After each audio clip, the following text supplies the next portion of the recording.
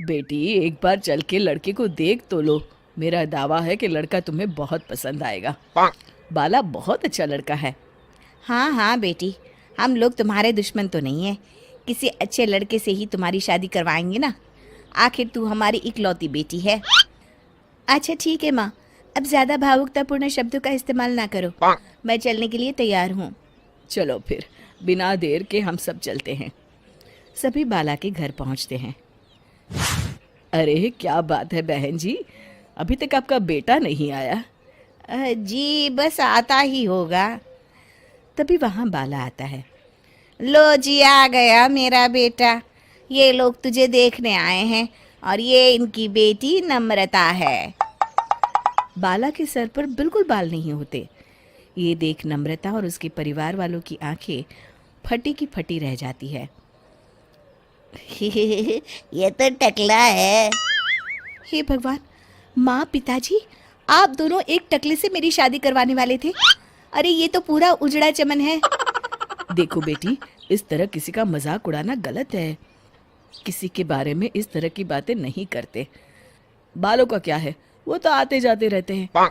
लड़का टकला है तो क्या हुआ, इंजीनियर है, अच्छा खासा कमाता है। आप चुप रहिए जी। इसकी तरफदारी इसलिए कर रहे हैं क्योंकि आपके भी सर पर बाल नहीं है। मैंने तो आपसे शादी कर ली, मगर मैं अपनी बेटी की शादी एक टकले से बिल्कुल नहीं करवाऊंगी। अरे ये क्या, कब से आप लोगों ने टकला टकला लगा रखा है? और माफ करना, तुम भी कोई हूर की परी नहीं हो। तुम लोग मेरे घर में आकर मेरी ही बेइज्जती कर रहे हो। निकल जाओ यहाँ से। हाँ हाँ तो जा रहे हैं ना, हमें भी यहाँ रुकने का कोई शौक नहीं है। नम्रता और उसके परिवार वाले उठकर वहां से जाने लगते हैं। तभी नम्रता का छोटा भाई जाते जाते कहता है, टकला। तेरा बाप टकला। और इस तरह बाला का रिश्ता टूट जाता है। फिर एक दिन सड़क के किनारे एक आदमी घूम घूम कर कंधी बेच रहा होता है।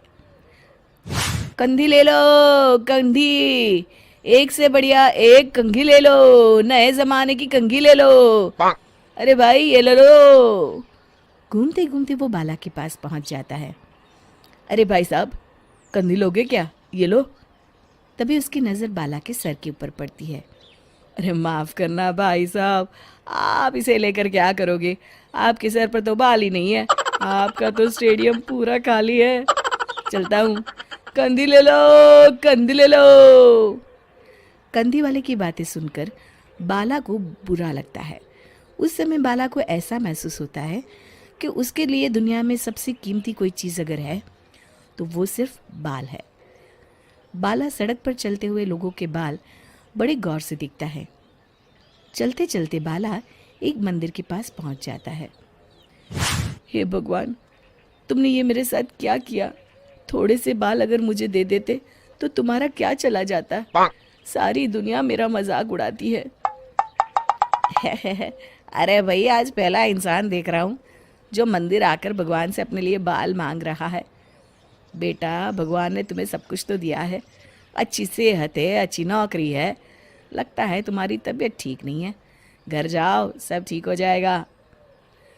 बाला वहाँ से चला जाता है। घर पहुंचकर बाला खाना खाता है और अपने कमरे में सोने के लिए चला जाता है। फिर सुबह जब बाला सोकर उठता है तो आईने के सामने अपने आप को देखकर हैरान हो जाता है। बाला के सर पर एकदम घने बाल आ जाते हैं। बाला खुशी से झूम उठता है। अरे ये तो चमत्कार हो गया, मेरे सर पर बाल आ गए। लेकिन ये हुआ कैसे? दोस्तों, अगर आप इस कहानी का दूसरा भाग देखना चाहते हैं तो हमें कमेंट करके ज़रूर बताएं।